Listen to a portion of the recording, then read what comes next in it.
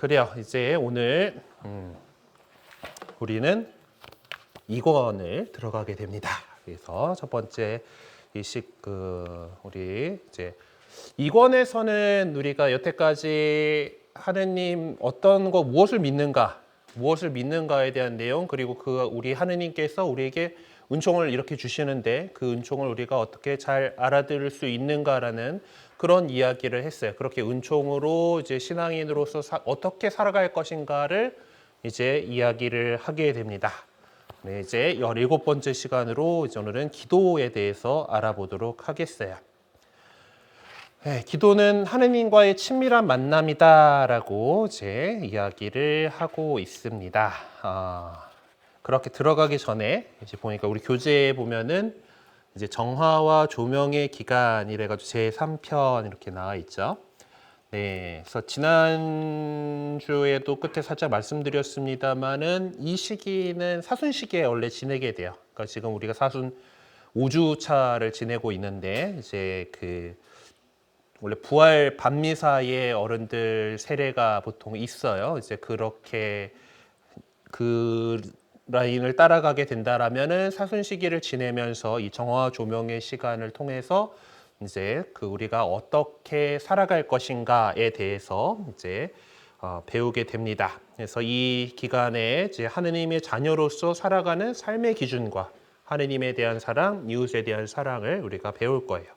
그리고 이거는 우리가 그동안 어떤 세상의 가치대로 그냥 내가 살아가던 그런 대로 살아오던 우리의 삶을 이제 예수 그리스도를 알게 된 사람으로서, 예수 그리스도를 믿는 사람으로서 어떻게 살아갈 것인가, 삶의 어떤 변화가 일어나야 되는 그런 시기입니다. 그래서 하나님의 자녀가 되는 준비를 하게 되고, 그래서 양심 성찰과 참회로서 이제 세례 성사를 위한 영적인 준비에 힘쓰게 돼요. 그래서 이 시기에 전통적으로 이렇게 하게 되면은 이제 사순 제 3주일이나 사순 첫 번째 주일이나 이럴 때 수련식이라고 하는 거를 하게 됩니다. 근데 우리는 그거는 거행을 하지 않고 있는데, 그리고 또한 이 과정 속에서 우리가 기도에 대해서 배웠기 때문에 주님의 기도 수혈식이라던가 사도신경 수혈식 같은 것들을 할 수 있는데 우리는 하지는 않아요. 어쨌든 그날 세례 당일날 이제 우리가 신앙 고백을 하게 되고 그런 것들을 진행을 하게 되는데, 요 과정들을 차근차근 밟아 나가려면 사실 우리 6개월보다 더 많은 기간이 필요합니다. 그래서 이제 조금 그런 생략된 부분들이 있기는 하지만은 네, 그런 시간이다. 전통적으로 그렇게 우리가 어떻게 하느님 자녀로 살 것인가에 대한 내용이다라는 거 생각하시고 네, 공부를 이어나가 보도록 하겠습니다. 오늘 이 시간 또 시작하면서 성령께서 우리와 함께 해주시기를 청하면서 일을 시작하며 바치는 기도 함께 하겠습니다. 성부와 성자와 성령의 이름으로 아멘. 어소서 성령님, 저희 마음을 성령으로 가득 채우시어 저희 안에 사랑의 불이 타오르게 하소서. 성령을 보내소서. 저희가 새로워지리이다. 또한 온 누리가 새롭게 되리이다. 기도합시다. 하느님, 성령의 빛으로 저희 마음을 이끄시어 바르게 생각하고 언제나 성령의 위로를 받아 누리게 하소서.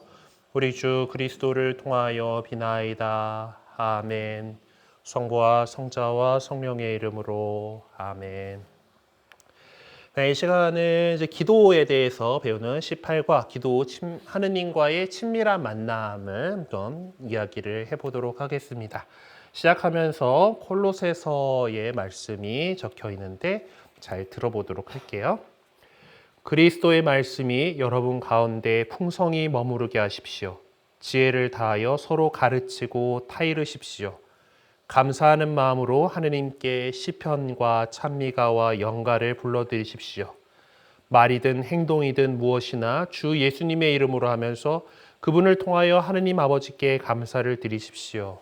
사도 바오로께서 콜로새 사람들에게 보낸 편지 가운데에서 이제 우리가 어떻게 이제 하느님을 찬미하면서 살아갈 것인가에 대한 내용이 적혀 있는 부분입니다. 자, 사랑하는 사람이 생기면은 우리는 사랑하는 사람하고 더 많은 시간을 함께 보내고 싶어 하게 되지요. 그래서 그 사람의 마음과 생각을 헤아리면서 그 사람이 좋아하는 일을 하려고 하기 마련입니다. 예. 그러니까 사랑하니까 더 이제 헤어지기 싫어가지고 결혼도 하고 그러는 거 아니겠습니까? 이제 계속해서 같이 지내려고. 이제 그러기 때문에 우리도 하느님의 자녀가 되고 하느님의 사랑을 하나님의 사랑 우리가 하나님의 자녀가 되니까 그분의 사랑을 알게 된다면은 우리 역시 하나님 곁에 머물러서 그분의 말씀을 귀담아 들으면서 그분께서 바라시는 것이 무엇인지를 깨달으려고 노력하게 될 때 우리 역시 하느님의 사랑을 더욱 깊이 깨달을 수 있고 하느님을 더 사랑하게 될 겁니다. 그래서 기도라고 하는 것은 우리와 하느님을 더욱 가까워지도록 묶어주는 사랑의 끈이다라고 말씀드릴 수가 있어요. 자, 기도는 그래서 하느님과의 친밀한 만남이다라고 얘기를 해요. 우리는 이제 기도 안에서 성령님께서 도와주셔서 하느님을 만나고 그분의 말씀을 듣고 또 마땅히 해야 할 것이 무엇인지를 분별하면서 하느님의 도움을 청하게 됩니다. 그래서 사실 뭐 되게 우리가 이제 그리스도인들이 뭔가 좀 올바른 판단을 내려야 될 때 하느님의 지혜를 구하면서 기도를 많이 하게 되죠. 그래서 그런 경우들도 있고 또한 정말 필요한 것들을 구하는 것들 그리고 또 어떤 용서를 구하는 것들 또 이런 것들을 기도 안에서 우리 하느님께 드리고 또 그리고 그렇게 청할 때는 해주시리라는 걸 믿으면서 감사도 바로 드려야 돼요. 또 우리가 기도 제일 많이 하게 되는 게 하느님 뭐 해주세요라고 하는 청혼 기도입니다. 인간이 그렇잖아요, 그렇죠? 부족한 것들이 많다 보니까 청혼 기도를 드리는데 이 기도 이런 거 하는 것들에 의해서 되게 중요한 것은 하느님께도 찬미와 감사를 드리면서 원래 이제 좋은 거를 얻어내기 위해서는 그분 얻어내야 되는 사람의 기분을 좋게 해드려야 되지 않겠습니까? 기분을 좋게 해드리고 또 그 안에서 이제 기분이 좋을 때 싹 이렇게 들이밀면은 잘 되죠. 일반적인 인간들 사이에서도 이제 하느님께도 사실 마찬가지다라고 할 수 있겠습니다. 우리가 청하고자 하는 것들에 대해서 청해야 될 때 하느님께서 그것을 분명하게 이루어 주실 것이다라고 믿으면서 그것을 청하고 또한 바로 해주실 거리라 믿고서 미리 감사를 드리는 그런 마음들 기도 안에서 중요합니다. 그래서 이렇게 기도는 우리가 그리스도인으로 살아가는 데 있어서 가장 중요한 행위고 표현이고 하나님과의 친밀한 만남이다라고 할 수가 있습니다. 그래서 여러 가지 방법들 속에서 우리는 기도를 많이 이렇게 했으면 좋겠어요.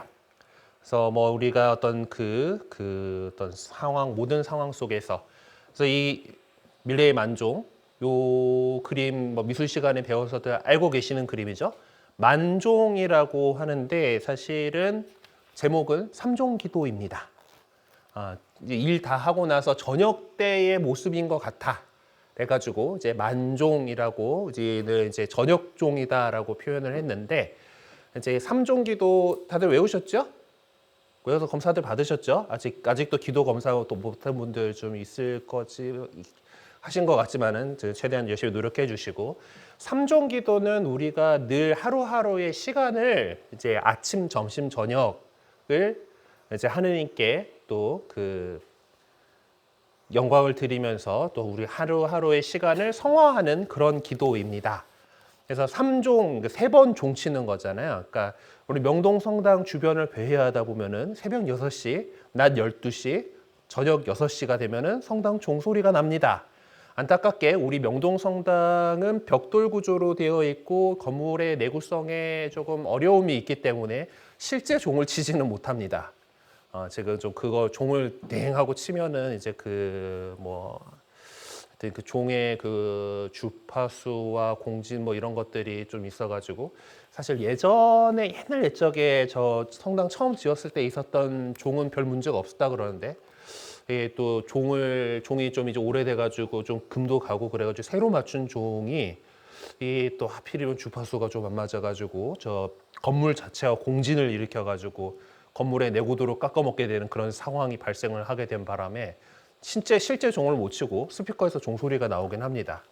어쨌든 그렇게 이제 옛날에는 우리가 모두 지금은 다 이제 핸드폰에 시계가 다 나오고 곳곳에 시계를 놓을 수 있는 그런 시기지만 시계라고 하는 건 옛날에는 되게 비싼 거였잖아요. 그러니까 성당 정도나 시계를 갖고 있고 그래서 그 시간을 성당 종을 쳐서 알려줬습니다. 예, 그거가 좀 자동화된 게 이제 교종시계예요. 그 집안에 있는 것은 시간 되면은 종 치던 그 시계가 이제 그렇게 좀 그게 좀 더 자동화된 거고 이제 그 전에는 그런 게 없었으니까 시간을 다 이제 성당에서 알려주는 거나 그래서 그것이 성당이 보통 마을의 중심이 있었기 때문에 저렇게 해가지고 자 6시 저녁 6시가 됐어요. 성당에서 종이 울리잖아. 그러면은 하던 일 잠시 그만두고 삼종 기도를 바치고 이제 정리하고 집에 들어가는 거죠. 그래서 그 장면을 담고 있는 것이 이 만종이라고 하는 그런 기도입니다. 그래서 이제 우리가 여러 이렇게 시간들을 통해서 기도를 이렇게 하게 되고 그렇기 때문에 이 신자들은 늘 많은 시간에 때때로 그래도 마음이 어떤 동할 때마다 기도하기도 하고 이제 시간이 날 때마다 또 아니면 적어도 시간을 내 가지고 기도를 하려고 해요. 그렇기 때문에 우리 기도라고 하는 것은 신앙의 행위고 표현인 거죠. 하느님께 우리가 당신 사랑한다라는 것을 표현해 드릴 수 있는 그런 좋은 것이 기도입니다. 그리고 그 기도를 통해서 우리는 하느님과 친밀한 만남을 갖게 돼요. 사실 우리 스승이신 예수님께서도 우리 여러분들 복음 필사하시면서 잘 보셨겠지만은 많은 곳에서 외딴 곳으로 가셔서 홀로 기도하시는 장면이 나옵니다. 예. 그래서 뭐 중요한 일을 앞두고 특히 뭐 12사도들을 뽑기 전이라던가 뭐 이제 이런 데 보면은 홀로 이제 기도하러 외딴 곳으로 가셔서 기도를 하셨어요. 특히 이제 우리 이번 주간에 돌아오는 주간에 이제 지내게 될 이제 주님의 순환 그 과정에서도 성목요일 날 최후의 만찬을 하시고 나서 겟세마니라는 곳으로 가셔가지고 그곳에서도 제자들 좀 한 셋만 같이 좀 가자라고 해가지고 그리고 그보다 좀 더 앞으로 나아가셔가지고 홀로 이제 하느님께 기도를 하셨죠. 근데 그때 이제 제자들이 너 내 마음이 참 신랑하니까 너 같이 깨어서 좀 기도하자라고 했는데 다 잤단 말이에요. 그래서 그 제자들이 여기 보면은 이게 잘 곤히 자고 있죠. 퍼질러 자고 있고. 그래서 이제 성목요일 날 주님 만찬 미사가 끝나게 되면은 이제 예수님 성당에서 이제 성체가 모셔져 있잖아요. 성당 감실에 성체가 모셔져 있는데 이제 그 예수님께서 이제 순환 전에 겟세마니에 가서 기도하시는 것처럼 다른 곳으로 이동을 해요. 그래서 성당 안에다가 이제 성체를 보관하지 않고 따로 이제 뭐 현양제대, 순환감실 뭐 이런 식으로 표현하는 다른 곳으로 이제 성체를 모셔 옮깁니다. 그리고 그곳에서 밤새워서 성체 조배를 해요. 그러니까 그 전통이 어떻게 생겼냐면은 제자들이 이렇게 그때 예수님께서 가장 힘들어하실 때 자버렸으니까 우리는 그래도 깨어서 예수님 곁에서 기도하자라고 하는 그런 의미를 담아서 성목요일 주님 만찬 미사가 끝나고 나면은 이제 근데 그렇다고 우리가 내내 다 깨어 있을 수가 없으니까 성당에서 보통 조를 짜요. 이제 어떤 단체 뭐 어떤 구역은 몇 시 나오세요 뭐 이런 것들이 주보 공지가 보통 나오는데 이제 그런 시간대에 나가가지고 배정받은 시간에 가서 이제 그 기도를 이렇게 그 성체 앞에서 이렇게 깨어서 기도하는 그런 전통이 있습니다. 자, 그래서 이렇게 그 겟세마니에서도 예수님께서 십자가의 그 제사를 앞두고서 정말 중요한 그 인류 구원의 그 순간을 앞두고서도 기도하셨죠. 그 패션 오브 크라이스트에서 이제 이렇게 그 하느님 아버지께 이렇게 기도를 드리는 모습이 있었습니다. 그리고 또한 이제 그런 그 모습을 보고 예수님께서 따로 이렇게 외딴 곳에 가서 기도하는 걸 보고 제자들 역시 이렇게 기도하는구나, 기도해야 되는구나 보고 저에게도 기도를 가르쳐 주십시오라고 청하는 적이 있습니다. 그것이 우리가 많이 하고 있는 주님의 기도예요. 주님의 기도라고 얘기하는 건 그 예수 그리스도, 우리 주님이신 예수 그리스도께서 가르쳐 주신 기도예요. 주님께서 직접 가르쳐 주신 기도다 그래가지고 주님의 기도라고 합니다. 자, 마테오복음서하고 루카복음서에 이 주님의 기도가 나와요. 이제 루카복음서에 되면 주님 저희에게도 기도하는 것을 가르쳐 주십시오라고 제자들이 요청을 합니다. 네, 기도하는 것을 가르쳐 주십시오라고 그러니까 예수님께서 이제 너희는 기도할 때 이렇게 하여라라고 하면서 이제 이 주님의 기도를 가르쳐 주셨어요.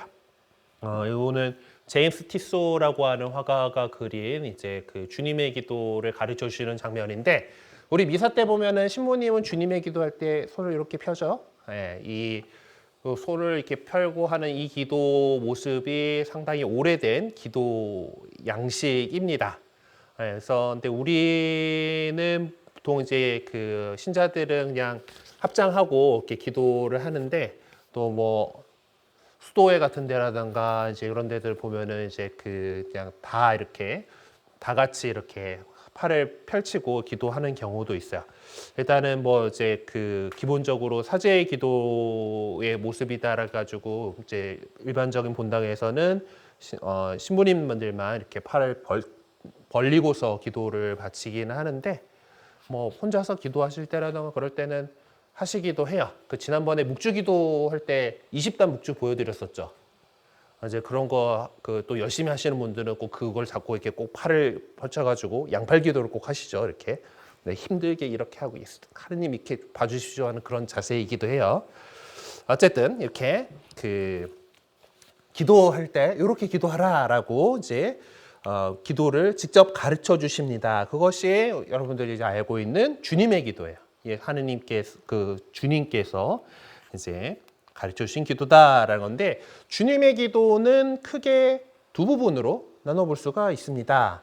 그래서 먼저 우리가 하늘에 계신 우리 아버지라고 일단 부르죠. 하늘에 계신 우리 아버지라고 이렇게 부른 다음에 이제 아버지께 이제 드리는 기도들이 쭉 나와요. 그러니까 하느님 아버지께 먼저 이렇게 되세요 하고 이제 아버지 이름이 거룩히 빛나시며 아버지의 나라가 오시며 아버지의 뜻이 하늘에서와 같이 땅에서 이루어지소서라고 하느님께 이제 그 청원을 드리는 세 가지 청원 기도가 있고 그리고 또한 그 다음에 우리에게 당 필요한 거 우리에게 일용할 양식을 주시고 저에게 잘못된 저희 용서는 저희 죄를 용서하시고 저희를 유혹에 빠지지 않게 하시고 악에서 구하소서라고는 네 가지의 또 청원 기도가 이렇게 들어가게 됩니다. 네, 먼저 중요한 거는 이 하늘에 계신 우리 아버지라고 하느님을 부르는 거예요. 우리 아버지라고 불러요. 그러니까 이것은 이 세상과 인간을 창조하신 하느님께서 전능하신 그 하느님께서 어디 창조해놓고 저 멀리 계신 것이 아니라 아주 그냥 우리보다 까마득하게 높은 그런 분이 아니라 당신 자녀들을 사랑하시고 지켜주시고 언제나 곁에 머무르시면서 자녀들의 기도를 들어주시는 그런 어진 아버지시다. 친밀한 아빠, 아버지다라고 얘기를 하는 거예요. 우리 아버지라고 얘기를 합니다. 여기서는 좀 더 공통된 그런 부분들 있죠. 공통된 이제 우리들, 이제 이 자녀로서 하나 된 우리들이 갖고 있는 공통된 그거예요. 그래서 복수형 씁니다. 우리 아버지라고 써요. 그러니까 사도신경을 비롯해서 이제 신앙 고백을 할 때는 나 개인이잖아요. 저는 믿나이다라고 전능하신 천주 성부 천지의 창조주를 저는 믿나이다라고 1인칭 단수형을 써가지고 고백을 합니다. 네, 이제 주님의 기도할 때는 우리가 그렇게 믿음을 고백한 하느님의 자녀들이라고 하는 교회의 한 공동체로서 우리가 우리 아버지라고 불러요. 그리고 이 우리 아버지라고 하는 단어가 주님의 기도에서 제일 중요한, 제일 앞으로 나오는 말입니다. 그러니까 우리말 어순에서는 그 명사를 수식하는 단어가 앞쪽에 붙잖아요. 그래서 하늘에 계신을 뒤에다 못 붙이니까 하늘에 계신 우리 아버지로 시작을 하는데 서양 말에서는 뒤에서 보통 수식을 하잖아. 그 라틴어 같은 경우는 진짜 그 어떤 어순 별로 상관없이 격변화로서 이제 이런 것들이 되기 때문에 제일 앞에 나오는 단어가 파텔로스텔, 우리 아버지. 그러니까 아버지가 더 앞에 나와요.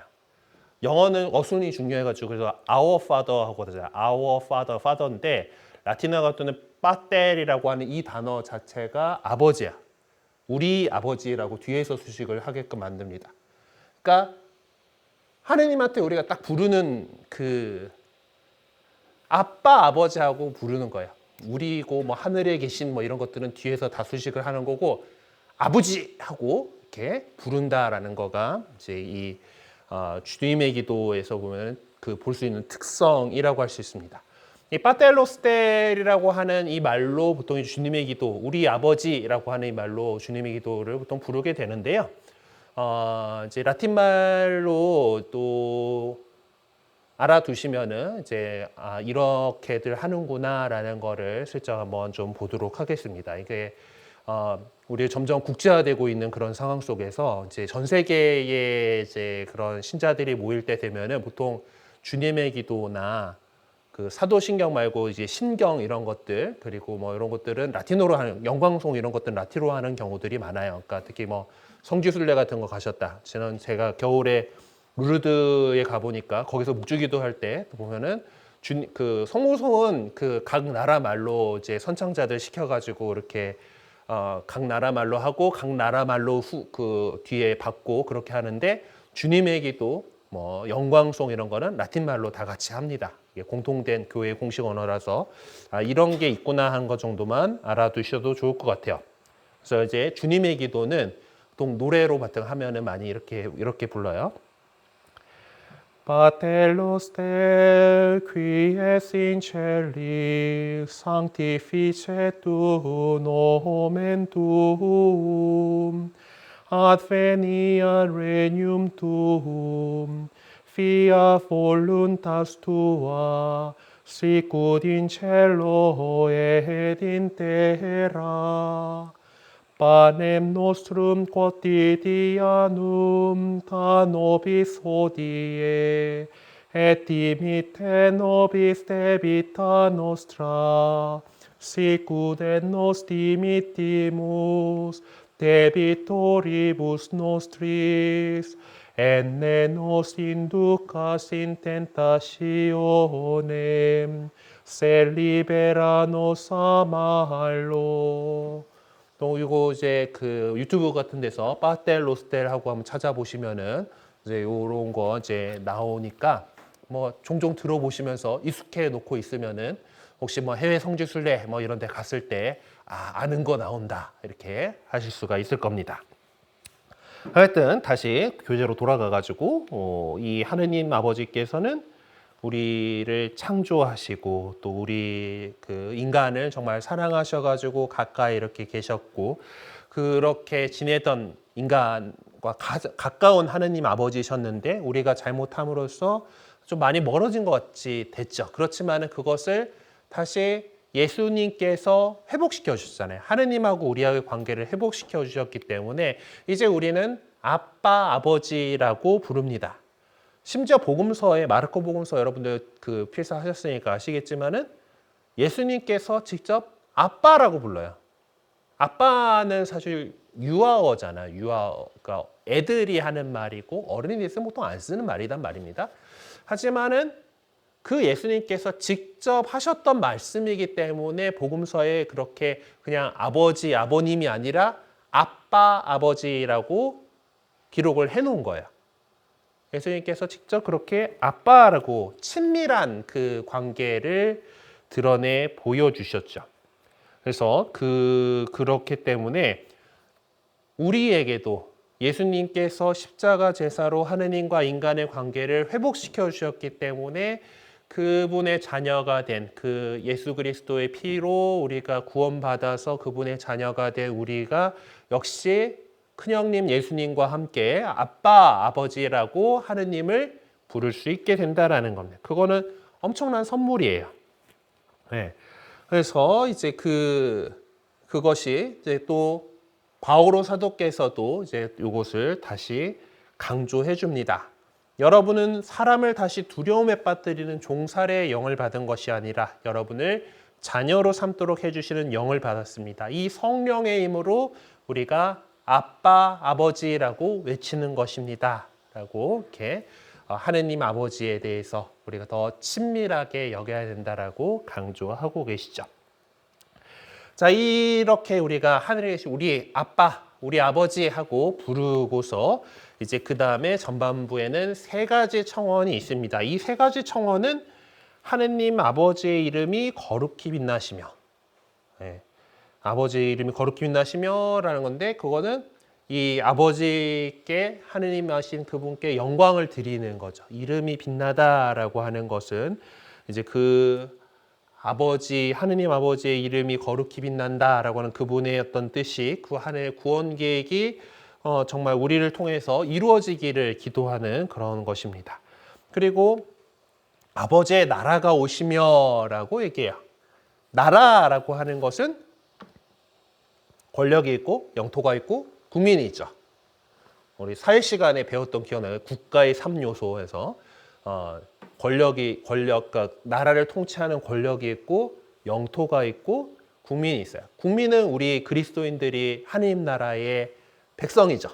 백성이고 그 영토는 하느님 나라가 하느님 백성이 사는 것이 그 영토일 거고, 이제 이 세상이 그 영토인 세상이 하느님 아버지의 권력이 행사되는, 즉 하느님 아버지의 의지가 실현되는 곳이 된다.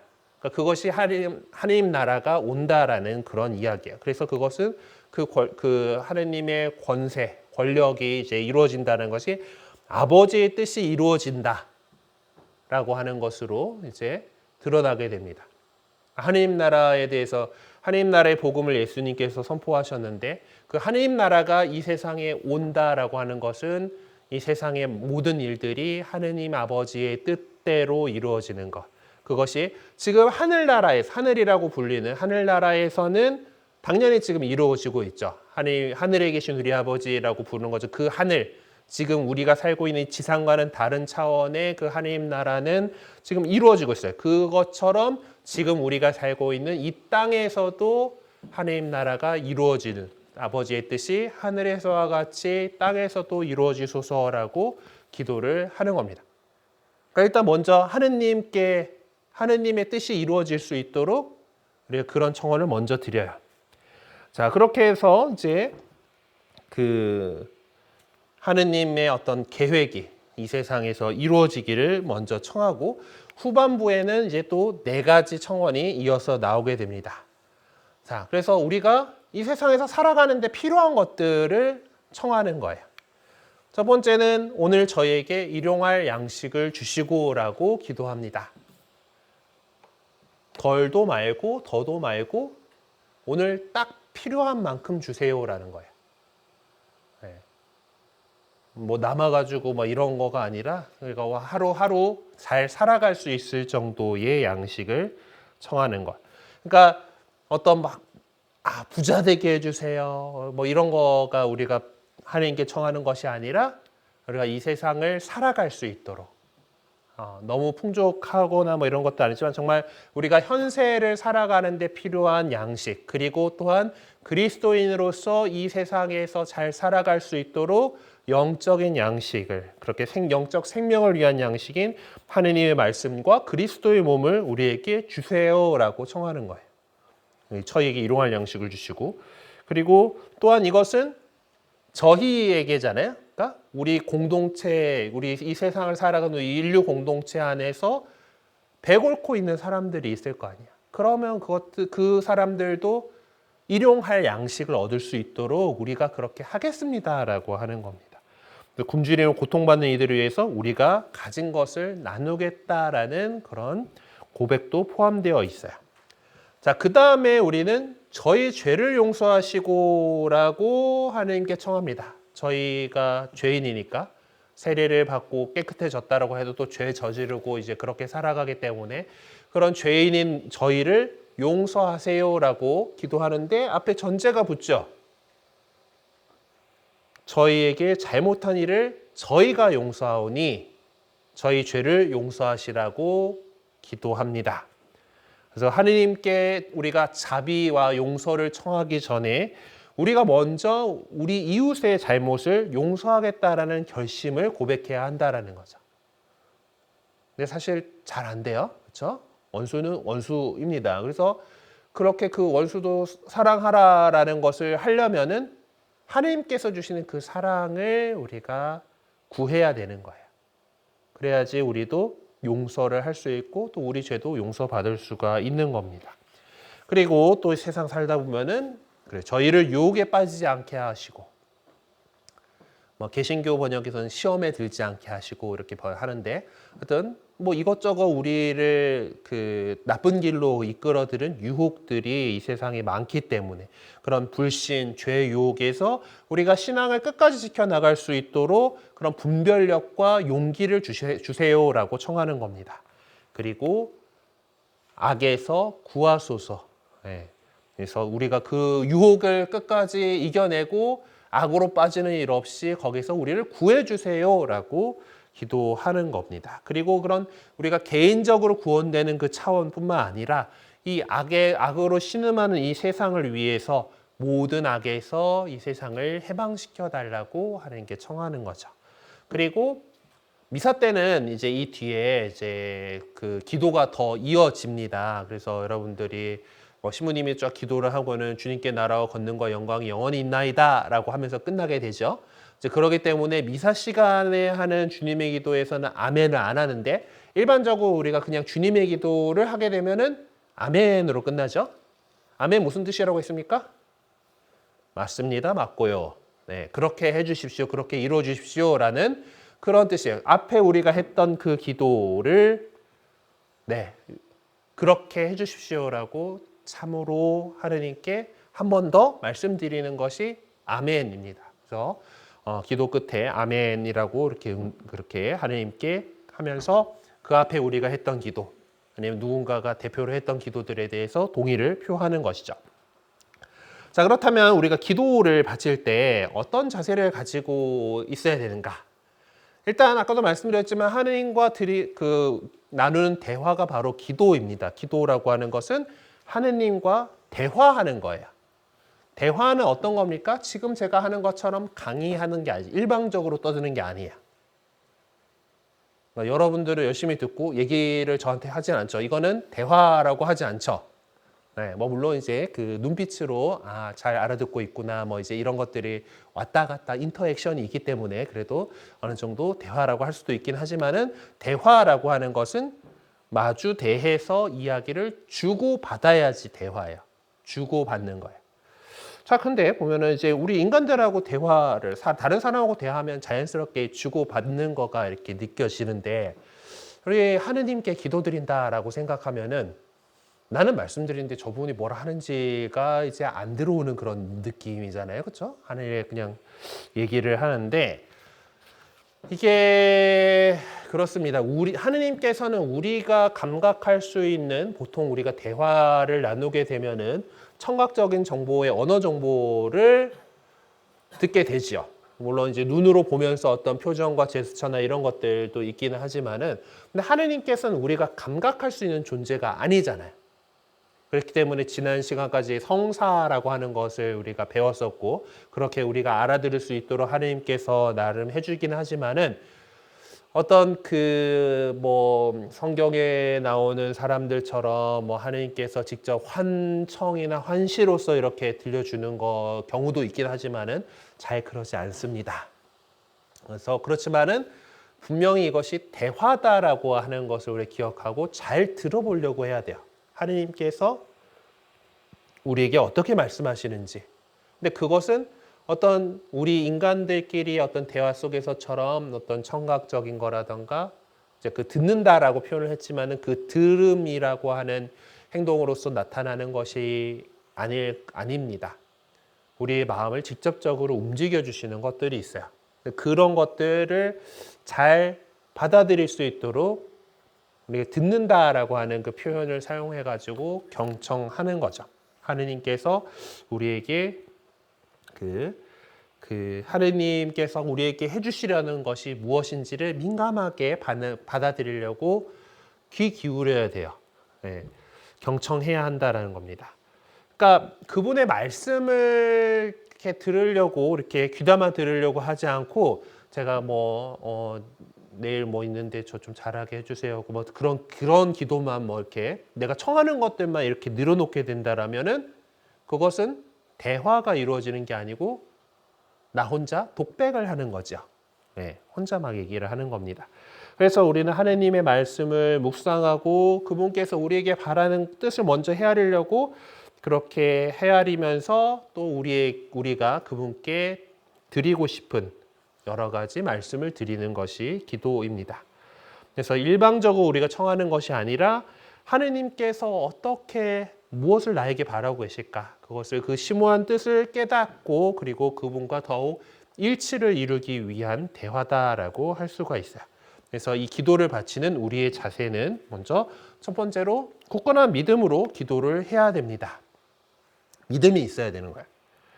자, 예수님께서는 청하여라 너희에게 주실 것이다. 찾아라 너희가 얻을 것이다. 문을 두드려라 너희에게 열릴 것이다.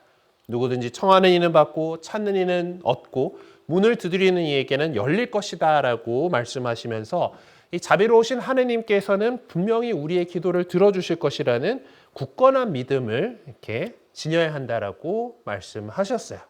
그리고 그렇게 그 믿음으로써 하느님께서 우리의 기도를 들어주실 것이다 라고 하는 믿음을 가지고 또한 그 마음을 가지고서 끊임없이 간절한 마음으로 끊임없이 기도해야 됩니다.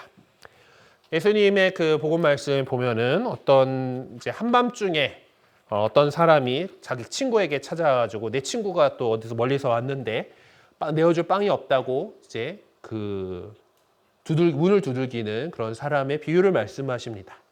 그런데 이제 보통 이제 한밤중에 왔으니까 짜증 나죠. 야, 문 다 닫아놓고 옷 갈아입고 지금 잠자리에 누웠는데 뭐냐 하면서 가 막 이렇게 하지만은 계속 문 두들기면은 귀찮아서라도 빵 꺼내준다라고 하는 이제 그런 말씀을 루카복음 11장에서 이렇게 하셨는데 이제 그렇게 그런 마음으로 줄기차게 간절하게 기도를 바치라고 말씀을 하셨습니다. 뭐 얘기들 이제 나죠. 어느 아프리카 어느 부족이 이제 그 기우제를 지내면은 100% 성공한다라는데 그런 얘기인데 왜 그러냐? 비 올 때까지 기도한다니까. 그래서 이루어지리라 믿고서 계속 끝까지 기도를 하라라고 하는 그런 마음을 가지고서 기도를 해야 된다라는 거예요. 그리고 겸손한 마음으로 기도해야 합니다.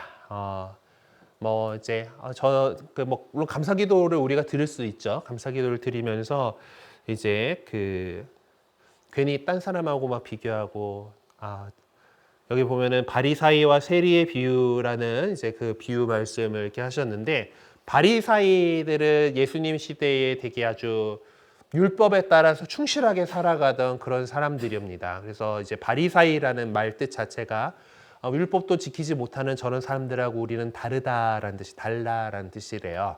그래갖고 이제 이 사람이 한 바리사이와 세리 그 당시에 이제 로마 제국의 세금을 받다 바치는 이 세리들은 매국노로서 완전히 찍혀 있었던 그런 상황이죠.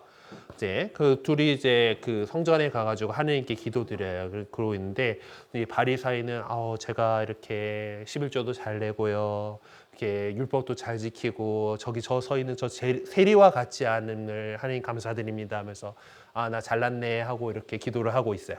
근데 저 옆에서 세리는 이제 제대로 사가지고 주님이 그 나약하고 불쌍한 저를 도와주십시오라고 기도를 했다라는 거예요. 그럼 누구 기도를 하느님께서 들어주겠냐? 라고 하면서 세리의 기도를 들으셨다라고 말씀하시는 게 바리사이와 세리의 기도입니다. 사실 자만에 가득한 사람은 하느님의 자비를 필요로 하지 않고 그냥 스스로 만족하기 때문에 올바른 기도를 바칠 수가 없어요. 그렇기 때문에 언제나 스스로 자신의 부족함을 안고서 하느님 앞에 겸손한 모습으로 나아가는 자세가 필요하다라고 가르쳐 주셨습니다. 그리고 기도하는 데 있어서 또 중요한 것들이 있어요. 그러니까 우리가 아까 주님의 기도를 하면서 하느님은 아빠, 아버지라고 말씀드렸죠. 자, 돌아가신 차동엽 신부님이라고 나름 인천교구 신부님인데 이제 좋은 책들을 많이 쓰고 아주 스타 강사 신부님이 있었어요. 그 신부님이 통하는 기도라고 하는 책을 쓰셨어요. 통하는 기도. 사실 내용을 열어보니까 되게 혹하잖아요. 책 제목이 혹해요. 통하는 기도가 되려면 어떻게 해야 되냐. 결국 주님의 기도 해설서입니다. 다 결국 주님의 기도를 더 이렇게 잘 이렇게 풀어 쓴 건데, 결국 그 결론이 뭔가 하면 하느님 아버지시잖아요. 아버지는 자녀들이 잘 되기를 바랍니다. 그래서 자녀들이 뭔가를 요청하고 요구하더라도 여러분들이 뭐 부모님께 뭐 해주세요라고 했을 때 부모님이 능력이 됨에도 불구하고 안 해줄 수 있잖아요. 그렇죠? 이게 자녀한테 좋지 않다라고 생각하면 안 해줍니다. 마찬가지로 하느님께서도 우리를 사랑하시는 아버지시기 때문에 자녀들이 해주세요 하는 거를 다 들어주시진 않아요. 그럼 우리의 기도가 하느님께 기도를 드렸을 때 그것이 이루어지는, 통하는 기도가 되려면 어떻게 해야 되느냐? 하느님 아버지의 뜻을 우리가 민감하게 알고 하느님 아버지께서도 바라고 나도 바라는, 내가 바라는 것과 하느님께서 바라는 것이 일치할 수 있도록 그렇게 해야지 우리의 기도가 통하는 기도가 될 것이다 라는 게 그 통하는 기도라는 책의 이제 골자예요. 그러니까 그러기 위해서 이 주님의 기도를 잘 이렇게 보고 그걸 묵상해야 된다라는 거예요. 그러니까 어떤 사람들 그럽니다. 그 믿음을 갖고 그렇게 간절히 기도했는데 하느님께서 안 들어주시더라. 안 들어주셔. 아니야. 뭐 기도 안 돼. 뭐 이제 이러면서 포기하는 사람들이 있습니다. 근데 당장 뭔가가 이루어지지 않았다라고 해서 실망해서는 안 돼요. 하느님께서는 더 큰 것을 보시고 우리에게 무엇이 더 좋은 것인가를 생각하고 자녀들이 좋은 방향으로 나아갈 수 있도록 이끌어 주시는 겁니다. 내 뜻대로가 아니라 아버지 뜻대로가 될 수 있도록, 내 뜻을 아버지 뜻과 일치시킬 수 있도록 계속해서 우리가 더 그분의 말씀에 귀 기울이고, 그리고 앞으로 성경 말씀을, 특히 성경을 통해서 이제 하느님의 뜻이 많이 드러나 있으니까 성경 말씀을 읽고 묵상하고 공부하고 해야 되고, 또한 교회를 통해서 가르쳐 주시는 하느님의 그 가르침들을 잘 알려고 노력을 해야 되는 거예요. 이제 그렇게 해서 내가 하느님의 그 뜻과 내가 바라는 것이 일치된다라면은 그것이 잘 이루어지겠죠. 우리가 만약에 하느님께 기도 드리면 그것이 따박따박 이루어진다 생각을 하면은 그것은 하느님을 자판기 정도로 여기는 그런 거와 마찬가지인 겁니다. 내가 눌렀으면 나와야지. 그런 자세인 거예요. 하느님 위에 있겠다는 소리가 됩니다. 네, 그래서 기도할 때는 그런 마음, 그렇게 하느님 해주세요 하면 그게 다 이렇게 된다가 된다라고 믿으라고 하시긴 했어요. 되게 예수님께서 뭐 너에게 뭐 조그마한 믿음이라도 있으면 저 산더러 이제 해가지고 바다에 빠져라라고 해도 이루어질 것이다라고 했는데, 이제 뭐 어떤 그런 강한 믿음이 또 뭐 있으면 좋겠지만은 분명한 거는 그 믿음을 가지고서 청할 때 하느님의 뜻을 우리가 먼저 찾아야 된다는, 주님의 기도에서도 하느님 뜻에 관련된 내용들이 먼저 나오는 이유는 바로 그런 겁니다. 우리에게 필요한 것들, 중요한 것들만 이렇게 청할 수 있는 그런 것들이 필요하겠어요. 자, 그리고 우리가 그리스도인으로서 이제 기도 생활이라고 합니다. 어쩌면은 우리는 어떤 특정한 때 뭐 이렇게 좀 더 시간을 내서 기도하는 시간을 갖기는 하지만은 우리 삶 자체로서 기도여야 할 거예요.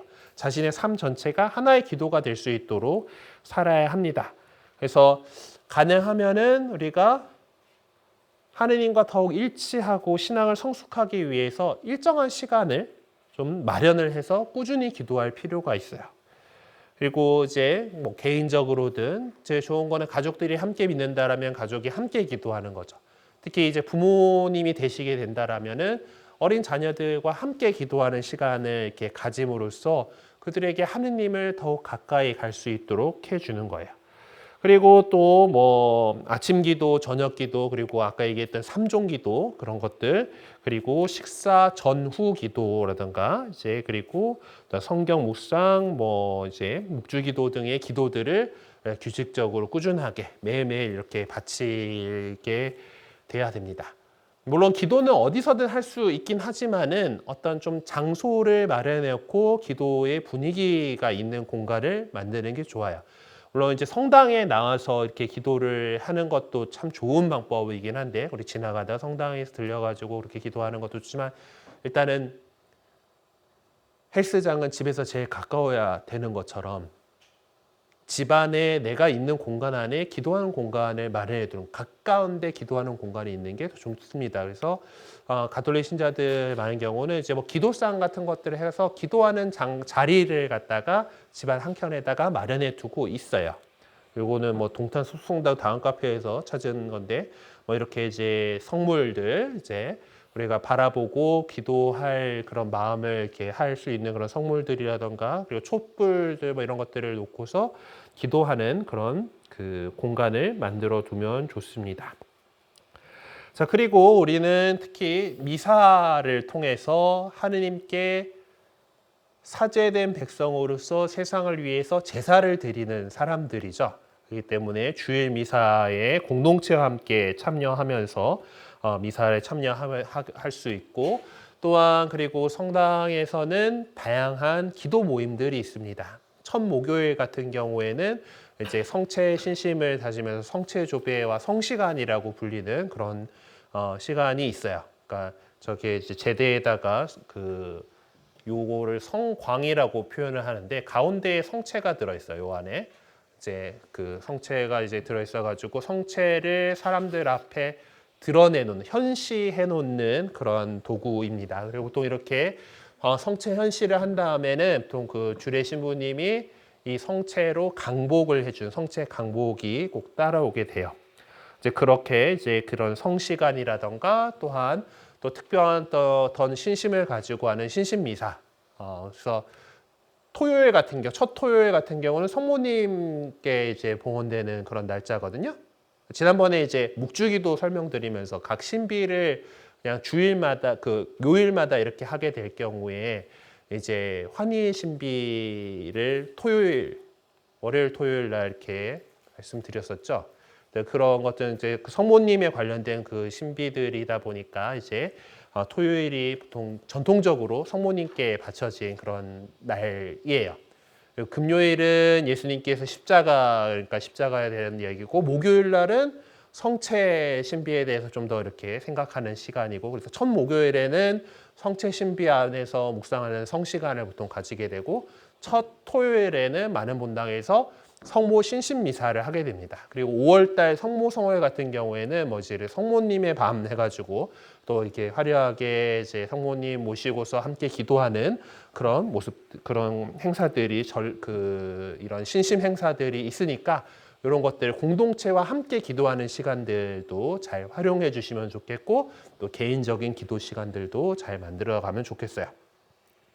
자, 옆에 교리상식, 기도에는 어떤 방법들이 있나요? 라는 것들이 있습니다. 자, 여러분들이 이제 기도문 열심히 외우고 계시죠? 네, 기도문을 외우는 거는 우리가 같이 기도할 수 있을 때 그렇게 할 수 있도록 하는 것과 있고 또 이제 기도를 어떻게 해야 될지 모르겠을 때 가톨릭 기도서라는 기도책을 딱 펼쳐보면 여러 가지 상황들에 맞는 기도들이 있잖아요. 이제 그런 것들을 갖다가 누가 잘 써놓은 기도문을 가지고서 하나님께 기도를 드릴 수가 있어요.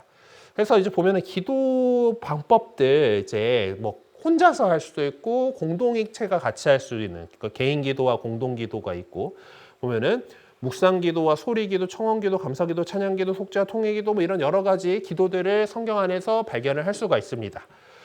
일단 근데 기본적으로 이렇게 구분을 해볼 수가 있을 거예요. 기도를 할 때 소리를 내서 기도를 할 수 있겠죠. 우리가 이제 시작 기도, 끝 기도 할 때는 같이 소리 내서 입으로 기도를 하지요. 소리 내서 기도하는 것 같고 그리고 소리를 내지 않고 침묵 안에서 기도하는 방법이 있습니다. 아무래도 소리 내서 기도하는 건 내 쪽에서 좀 더 많이 말을 하게 되는 그런 상황이죠. 근데 침묵 중에서는 좀 더 하느님 말씀을 듣는 경청하는 그런 쪽의 자세가 되게 돼 있어요. 자, 그럼 소리를 내서 기도를 한다. 이제 그 소리 기도라고 되어 있는데 옆에 염경 기도라고 되어 있어요. 그렇죠? 염경 기도처럼 소리 내서 기도를 하는데 경문을 염하는 기도가 즉 정해진 기도문을 소리 내서 할 수 있죠. 물론 정해진 기도문을 속으로 소리 내지 않고도 할 수가 있습니다. 혼자서 이렇게 성당에 다들 이제 조용한 분위기 안에서 내가 기도를 해야겠다고 소리를 내서 기도를 하기가 좀 그렇잖아요. 그럴 때는 그런 염경 기도를 한다 하더라도 속으로 이렇게 할 수가 있어요. 이제 그렇게 하지만은 그리고 또 보면은 개신교 전통에서 좀 더 많이 이루어지고 우리 성당에서도 이제 뭐 모임 전이라든가 후에 뭐 이렇게 기도를 자유롭게 하기도 합니다. 뭐 보편제한 기도들을 좀 미리 어떤 자유 기도로서 하는 데들도 있고 뭐 어쨌든 그렇게 정해진 기도문이 있어가지고 그것을 하는 경우도 있지만은 내 마음을 갖다가 표현을 할 수가 있죠. 그때그때 하느님께 청하고 싶은 것들을 자유롭게 기도할 수 있어요. 다 가능합니다. 심지어 좀 그 성령 쇄신 운동 같은 데서는 이제 인간의 언어까지 할 필요 없다. 하느님께 다 맡겨드려라 하면서 심령 기도라고 해가지고 이제 그런 기도 방법도 있는데 그거는 뭐 혹시 나중에 뭐 그런 데를 하게 되면은 뭐 하시면 돼요. 뭐 굳이 지금 알 필요는 없지만 어쨌든 그렇게 소리 내서 하느님 아버지께 외치는 사실 하느님께 부르짖는 그런 것들 이제 성경 안에도 많이 나오거든요. 네, 그렇게 기도할 수 있어요. 또한 반대로 침묵 중에 우리는 기도할 수가 있습니다. 침묵 중에 기도할 때 그럴 때는 보통 이제 두 가지가 있는데 여기 나온 묵상 기도와 관상 기도가 있어요. 묵상 기도는 좀 더 나의 이성을 활용해서 생각을 하는 겁니다. 그래서 성경 말씀이든 이제 어떤 뭐 성화나 성상이든 이제 이런 것들을 이제 도움이 될 것들을 이렇게 보면서 이제 그것들과 도움 받아서 어떤 자신의 삶을 한번 또 되돌아보고 그리고 그것을 생각하고 이번에 어떤 일들이 있었는데 오늘 들은 말씀과 함께 생각해 보면은 어떤 것을 하느님께서 나에게 가르쳐 주셨는가 이런 것들을 생각을 하는 그런 방식이 묵상 기도입니다. 그러니까 좀 더 나의 이성적인 적극적인 그런 것들을 하게 돼요. 자, 그리고 관상 기도라는 게 있는데 이 경우는 그 좋아하는 사람하고 같이 있으면은 어떨 때 보면은 굳이 말 안 해도 그냥 옆에 있는 것만 해도 좋잖아요. 그냥 바라만 보고 있어도 좋은 이제 그래서 관상 기도는 어떤 그 콘템플레이션이라고 하는데 콘은 가치고 템플은 그거 대충 이제 그 어떤 시간적인 것들 같이 있다라는 거예요. 그러니까 그냥 그곳에 내가 들어가서 보는 거예요. 보통 이제 성경 말씀을 텍스트로 이렇게 그 묵상, 이제 생각하는 기도를 하다가 그냥 그곳에 뭔가 머물러 있게 되는 그러면은 그러니까 좀 더 나의 적극적인 것이 아니라 수동적인 방향으로 그 침묵 기도를 하는 것이 관상 기도라고 합니다. 그래서 이제 그러니까 묵상으로 보통 이제 시작을 하게 돼가지고 그것들을 이제 성경 말씀들을 이렇게 보고 하다가 되게 어떤 마음에 와닿는 부분들이 있어요. 좀 곱씹다 보면은 그 안에 그냥 머물러서 바라보게 되는 그런 게 되는데 이게 하루아침에 이루어지지는 않습니다. 여러분들이 이제 기도들이나 이런 것들을 해보시고 배워나가시고 이렇게 습관이 돼야지 하게 되는 이제 그런 기도 방법들인데요. 그래서 이제 제가 신학생 때 신학교에 가게 그러니까 이제 그 격언 이제 우리 기도하는 것들을 가르쳐 주고 하잖아요. 사실 세상에서 그냥 살아가다가 뭐 대학생 생활하다가 이제 신학교라는 데 가게 됐는데 이제 뭐 그런 그 전에 뭐 어떤 기도 생활을 갖다가 아주 뭐 집안이 아주 구교 집안이어가지고 오랫동안 이 기도 전통에서 그렇게 살아왔던 사람들이면은 뭐 어렸을 때도 배웠겠지만은 저희 집은 그 정도까지는 아니었거든요. 이제 그러다 보니까 이제 기도하는 것들을 배우게 돼요. 가서 배우게 되는데 그때 이제 들은 거가 기도는 엉덩이로 하는 거다. 성당에 가서 특정 시간을 앉아 있어라. 그것이 묵상이 되든 어쩌든 앉아 있도록 하라라고 하는 거고 심지어 시간 정해놓고 하라 그래요. 또 좋다고 너무 오래 앉아 있는 것도 좋지 않대 그게.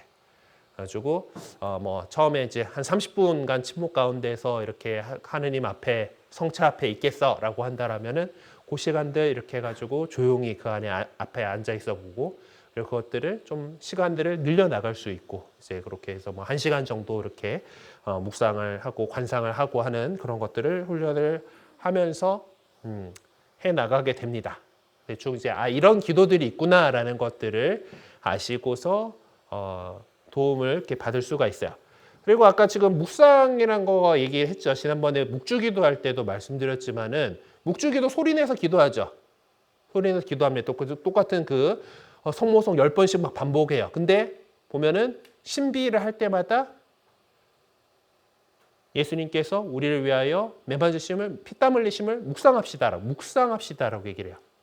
그러니까 이 내 입으로는 주님의 기도하고 성모성 10번이라고 하는 이렇게 반복하는 기도를 소리내서 하면서 머릿속으로는 예수님께서 겟세마니에서 피땀 흘리시면서 기도하시는 그것을 떠올리는 거예요. 그러니까 이제 이런 묵상을 하는 데 있어서 단순하고 간단하고 반복적인 기도문들이 또 도움이 될 때가 있습니다.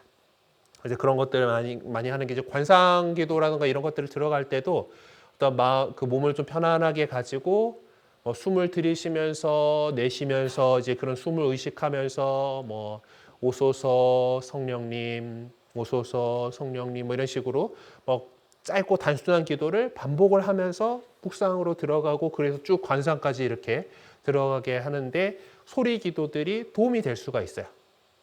그래서 이제 그런 그 묵주 기도도 그렇고 이제 이런 기도들 그리고 이제 제2차 세계대전 이후에 이제 유럽의 프랑스 떼제라고 하는 데서 이제 에큐메니컬한 천주교, 개신교들 같이 있는 그런 공동체가 있는데 그 안에서 보면은 이제 되게 단순한 노래를 반복합니다.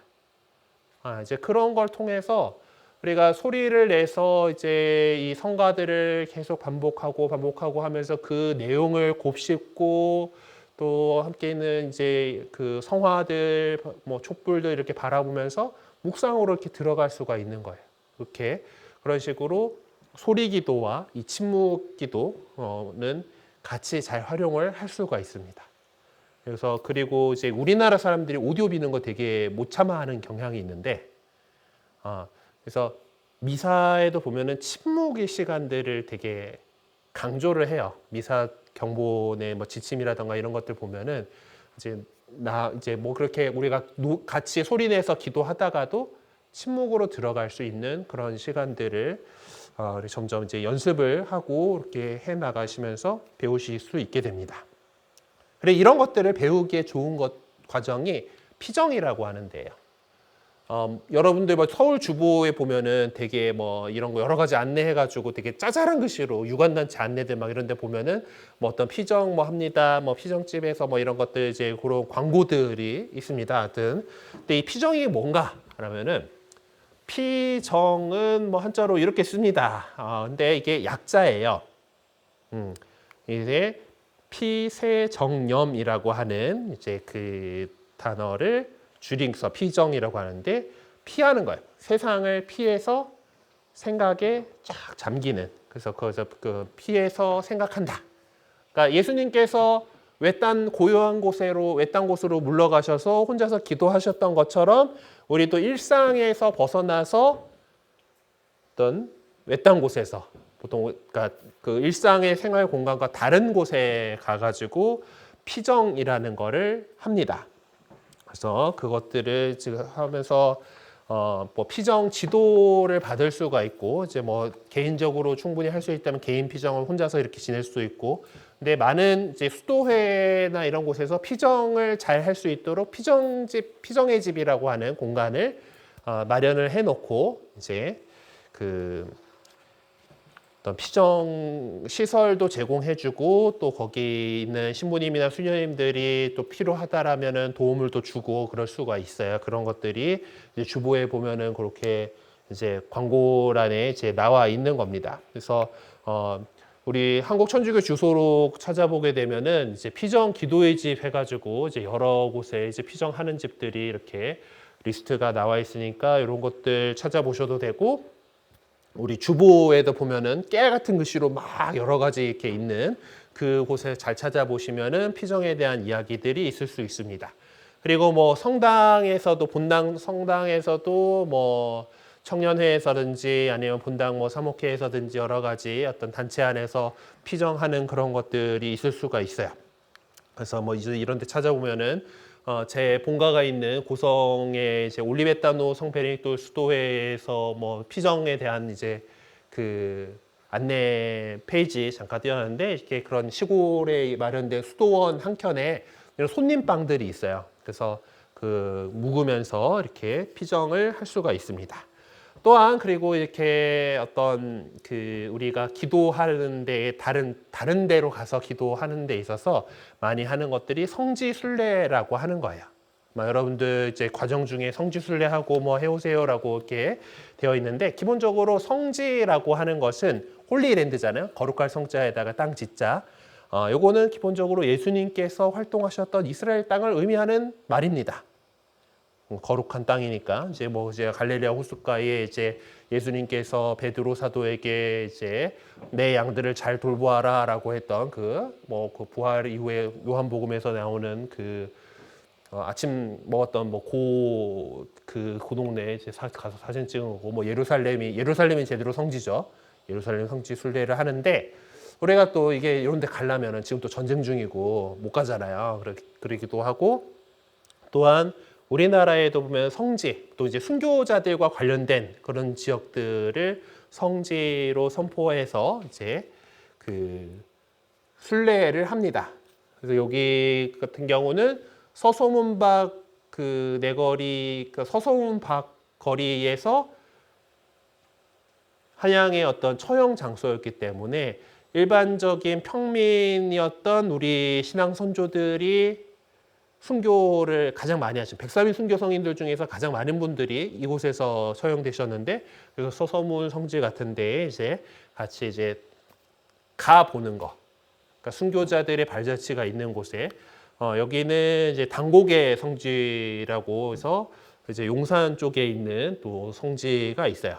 이제 그렇고 뭐 절두산 뭐 이렇게인데 저 사진은 제가 이전에 사목고 오기 전에 압구정 성당에 있을 때 거기서 이제 뭐 전신자 성지 순례 해가지고 이렇게 한번 쭉 이렇게 돌았던 명동에서 출발해가지고 걸어서 아까 그 서소문하고 서소문 들리고 당곡에 들리고 새남터 들리고 새남터에서 거기 식당에다가 좀 미리 부탁을 드려가지고 점심 먹고 그리고 그 새남터에서 이제 한강 그 도로 자전거 도로로 쭉 이렇게 걸어갈 수 있잖아요. 그러면 절도산까지 갈 수 있는데 뭐 이렇게 뭐 걸어서 성지 순례를 한다던가 뭐 이제 이런 것들을 가능합니다. 그래서 우리 교구에서도 이제 성지 순례길이라고 천주교 서울 순례길 뭐 해가지고 이 코스를 짜놨어요. 보면은 이제 이런 성지 순례들을 할 때 편안하게 이제 가보실 수 있도록 이제 순례길들이 있으니까 뭐 여러분들도 이제 그 과제로 성지 순례를 하셔서 뭐 그였기 때문에 뭐 한 번들 다녀오셨지만은 또 다른 그 순교자들의 발자취가 있는 그런 성지들을 한번 이제 돌아보시는 그런 시간들 이렇게 마련해 보시면 좋겠습니다. 그래서 이런 것들도 어떤 우리가 피정과 같은 마음으로 좀 이렇게 떠나서 이렇게 일상을 좀 떠나가지고 기도하러 갈 수 있는 좋은 방법 가운데 하나입니다. 그래 오늘 말씀드릴 거는 얼추 말씀드린 것 같고 혹시 오늘 배운 거에서 질문 있으신가요?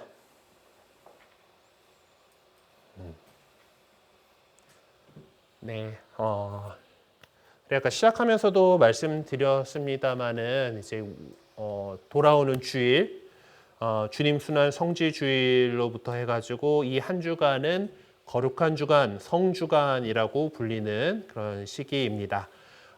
특별히 가장 중요한 것은 다음 주 목요일, 성목요일부터 시작되는 파스카 성삼일이 우리 이제 이 전례 가운데에서 이제 한 해 중에서 제일 중요한 때예요.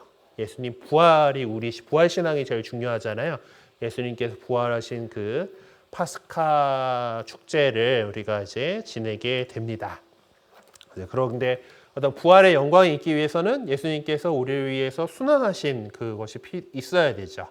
그래서 그 성지주일에는 예수님께서 이제 이 일들을 이루시기 위해서 예루살렘에 들어가신 이야기들을 하게 되고 그리고 그곳에서 이루신 이제 순환기를 하게 됩니다. 올해는 전례력으로 나해이기 때문에 마르코 복음서가 전해주는 그 순환기를 이제 이번 주일 그 성지주일 미사 중에 이제 그 순환기를 듣게 되실 거고, 그리고 이것은 이 순환기는 우리가 더욱 생생하게 느꼈으면 하는 그런 교회의 전통이 있어요. 그래서 평소에 복음 말씀은 신부님 혼자서 쭉 읽지만은 요때는 이제 파트 나눠가지고 역할 분담해가지고 보다 생생하게 합니다.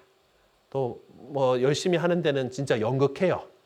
그래서 네가 유다인의 왕이냐? 뭐 이렇게 뭐 이렇게 그 빌라도 제대로 연기 막 하고 그리고 이제 그렇게 해서 정말 생생하게 그것을 느끼려고 합니다. 네. 그리고 이제 이게 좀 더 막 이게 그 화려하게 붙은 거가 최고봉을 달려주신 것들이 이제 그 요한 세바스찬 바흐의 그 순환곡들 있잖아요.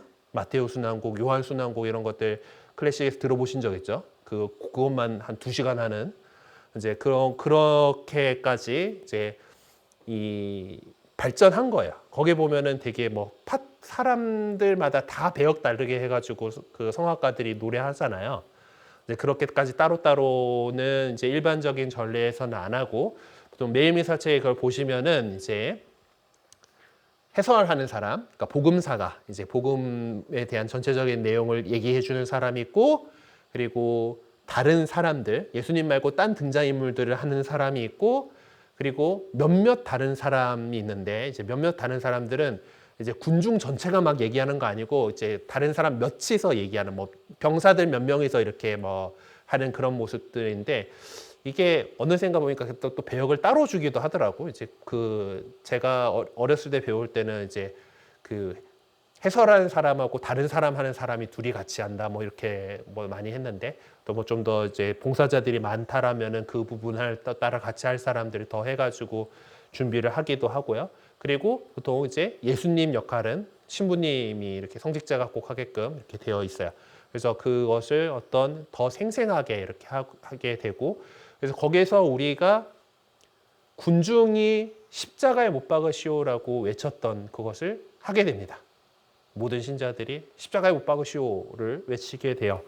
되게 마음 아프긴 하지만은 우리가 그렇구나라고 하는 것을 다시 한번 되새기게 되는 겁니다. 우리가 사실 예수님의 십자가로 구원받고 이제 그것을 세례를 받고서 하느님의 자녀로 새로 태어나서 잘 살아가려고 다짐하지만은 또 부족한 존재이기 때문에 유혹에 넘어가고 죄를 저지르고 해요. 그럴 때마다 우리가 그때 그 군중이 그랬던 것처럼, 그러니까 그 군중이 사실 성지주일의 앞쪽에 있는 예루살렘 입성을 기념할 때는 다윗의 후손 호산나 하면서 예수님을 환영했던 그 예루살렘 사람들이 돌변해서 그분을 십자가에 못 박으시오라고 외치는 그 간격을 이번 주일에 우리가 묵상을 하게 됩니다. 그래서 그걸 통해서 우리 역시 잘못을 할 때 결국 예수님을 배신하고서 십자가에 못 박으시오라고 외치는, 그렇게 십자가의 못을 하나 더 받게 되는 우리들이구나라는 것들을 이번 주간에 잘 이렇게 한번 주일에 묵상해 보시기를 바라고, 그리고 조금 더 열의를 갖추고 하실 수 있다라면은 성목요일 저녁에 있는 주님 만찬 미사, 그리고 성금요일에 보통은 원래 FM대로라면 예수님께서 돌아가신 오후 3시에 하는 거가 맞기는 한데 보통 그때 되면은 나올 수 있는 사람이 너무 없기 때문에 보통 일선 본당에서는 또 저녁 8시로 늦춰가지고 주님 순환 예절을 합니다. 금요일 저녁. 그리고 토요일, 이제 토요일에는 아무것도 없고 토요일 날 해가 지면은 아까 말씀드린 것처럼 유다인들의 어떤 시간 개념에서는 새로운 날이 밝은 거예요. 시작하는 거예요. 해가 지면은. 그래서 그렇게 해가 지고 나서 밤이 되었을 때 예수님께서 부활하신 것을 기념하는 파스카 성야 미사가 있습니다. 거룩한 밤미사가 있어요. 이 밤미사가 우리 신앙생활의 우리 가톨릭 교회 전례의 가장 정점입니다. 이 시간들을 그러니까 뭐 성목요일 주님 만찬 미사나 성금요일 주님 순환 예절에는 참여 못 하신다 하더라도 성토요일, 그러니까 내일 말고 다음 주 토요일 밤에 있는 그 파스카 성야 미사에는 꼭 참석을 해보셨으면 좋겠어요. 그러니까 사실 그 시간에 원래 보면은 이 그 부활의 기쁨을 노래하는 부활 찬송이 노래되고 이 하느님 구원의 모든 과정들을 또 FM대로 다 하면은 7개의 구약 독서와 1개의 서강과 복음을 읽는 9개의 독서가 있는 그 통해서 하느님의 구세사를 쫙 이렇게 훑어보게 돼요. 그래서 여러분들이 이제 이게 그렇게 하고서 세례를 받는 이제 그런 과정 속에서 종합교리가 사실 이 파스카 성야 미사입니다. 이 미사 속에서 것들 그 구원의 역사를 한번 이렇게 돌이켜보고, 물론 본당에서 그 시간 관계상 그 7개의 독서를 다 읽지 못하고 보통 1, 3, 5, 7 뭐 이렇게 독서 이렇게 한 4개 반쯤 이렇게 읽기는 합니다. 그렇게 하면서 하느님께서 인간을 어떻게 구원하시려고 준비해 오셨는가, 그리고 성대하게 알렐루야를 하면서 우리가 예수님께서 부활하신 그 장면을 이렇게 보게 되고, 그리고 그 부활 밤미사 때 이제 원래 어른 세례를 하는 게 맞기는 하지만은 뭐 우리 명동도 그렇고 대부분의 본당에서 그렇게 하지는 않을 거예요. 하지만은 일반적으로 우리 신자들, 이미 신자가 되신 분들이 세례 때의 서약을 갱신하는 예식을 꼭 이 부활 밤미사, 파스카 성야 미사에서 합니다. 그래서 그걸 통해서 우리가 신앙 고백을 새롭게 하고 이제 마귀와 죄를 끊어버리는 약속들을 이렇게 하는 그런 예식을 하게 되어 있어요. 이제 그런 것들 때문에 파스카 밤미사는 꼭 참석하실 수 있도록 이렇게 해주셨으면 좋겠습니다. 아직 여러분이 세례를 받기 전이고 이제 그 세례 서약하는 것들을 좀 뭐 같이 있으면서 미리 좀 보시기는 하겠지만은 이제 그 앞으로 이제 신앙생활 살아가는 데 있어가지고 파스카 밤미사는 꼭 참여하실 수 있도록 이렇게 해주셨으면 좋겠어요. 그래서 우리가 부활의 기쁨을 맞이하게 될 거고, 다음 주가 우리가 별일이 없지. 그때 그 다음 그러니까 돌아오는 금요일은 그 성삼일 그 이제 성금요일이잖아요. 성금요일이기 때문에 여기 저녁에 그 성주간 전례도 있고 해가지고 우리 교리는 휴강이에요. 맞죠? 네. 그날은 그 이쪽이 휴강이니까 뭐 명동 그냥 습관대로 오셔가지고 명동 성당에서 하는 8시인가만 있는 걸로 알고 있는데 그 성금요일 주님 순환 예절에 참여하셔도 좋고요. 아니면은 각자 가까운 본당에서 지내셔도 되는데 명동에 오실 거면은 좀 일찍 나오셔야 됩니다. 사람들 미어 터지니까 이제 그런 그 이제 파스카 축제를 그래도 잘 맞이할 수 있고, 그러고 나서 부활 8일 축제 내 금요일에 이제 기쁜 마음으로 다다음 주에 뵐 수 있도록 하겠습니다. 네, 그러면은 오늘 이 시간 마치면서 성모님께 보호를 청하면서 일을 마치고 바치는 기도 함께 하겠습니다. 성부와 성자 성령의 이름으로 아멘. 천주의 성모님, 당신의 보호에 저희를 맡기오니 어려울 때 저희의 간절한 기도를 외면하지 마시고 항상 모든 위험에서 저희를 구하소서. 영화롭고 복되신 동정녀시여, 성부와 성자와 성령의 이름으로 아멘. 네, 수고하셨습니다.